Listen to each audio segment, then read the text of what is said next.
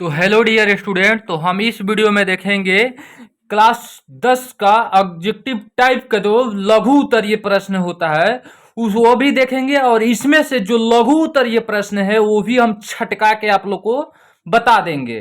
तो दूसरे दूसरा चैप्टर है 20 के दांत। 20 के दांत लघु उत्तरीय प्रश्न हम देखेंगे। तो लघु उत्तरीय प्रश्न में देखेंगे प्रश्न नंबर 1, खोखा किन मामलों में अपवाद था। ये प्रश्न 2024 बिहार बोर्ड में गारंटी के साथ पूछेगा।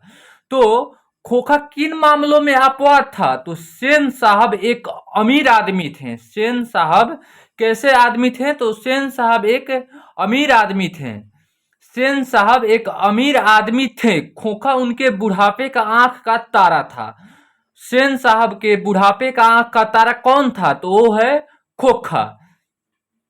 तो इसलिए सेन साहब ने काफी छूट दे रखी थी। थोड़ा मिस टाइपिंग हुई है, गलत हो गया है, तो चलिए चलते हैं।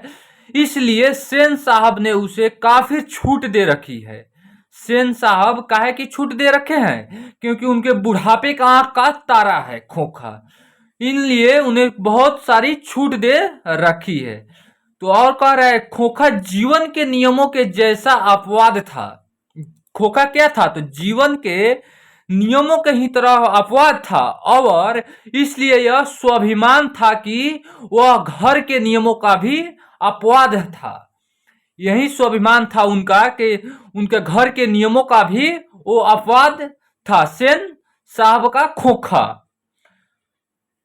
अगले क्वेश्चन की ओर बढ़ती है। अगला क्वेश्चन है दूसरा नंबर क्वेश्चन। दूसरा नंबर क्वेश्चन कह रहा है सेन साहब कासू को विद्यालय पढ़ने के लिए क्यों नहीं भेजते हैं। सेन साहब थे वो कासू को पढ़ने के लिए विद्यालय क्यों नहीं भेजते थे।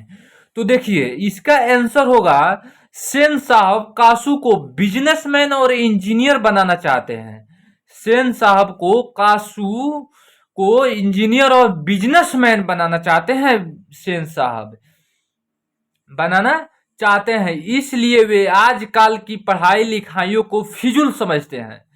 आजकल के पढ़ाई लिखाई को फिजूल समझते हैं। तो फिजूल समझते हैं इसलिए वो बिजनेसमैन और इंजीनियर बनाएंगे। इंजीनियर तो पढ़ लिख के ही बना जाता है, ये भी सेन साहब का दिमाग काम नहीं कर रहा था। बिजनेसमैन तो बिना पढ़ा लिखा हो सकते हैं। और उसके घर पर भी बढ़ई मिस्त्री के साथ कुछ ठोस फिट करने वाला इंतजार कर दिए थे। क्या कर दिए थे। बढ़ई मिस्त्री का भी इंतजार कर दिए थे, काहे कि इंजीनियर बने। वही जो लोड फिट वाला इंजीनियर बने।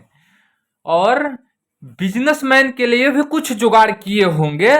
तो ये बढ़ई का इंतजाम भी कर दिए थे। कौन किए थे। तो सेन साहब कासू के लिए किए थे, इसलिए वो पढ़ाई लिखाई को फिजूल समझते हैं। अगले क्वेश्चन की ओर बढ़ते हैं। अगला क्वेश्चन है तीसरा नंबर क्वेश्चन। तीसरा नंबर क्वेश्चन कह रहा है 20 के दांत शीर्षक कहानी का नायक कौन है। 20 के दांत शीर्षक कहानी का नायक कौन है। तर्क उत्तर दें। क्या दें। तर्क के साथ उत्तर दे अपना।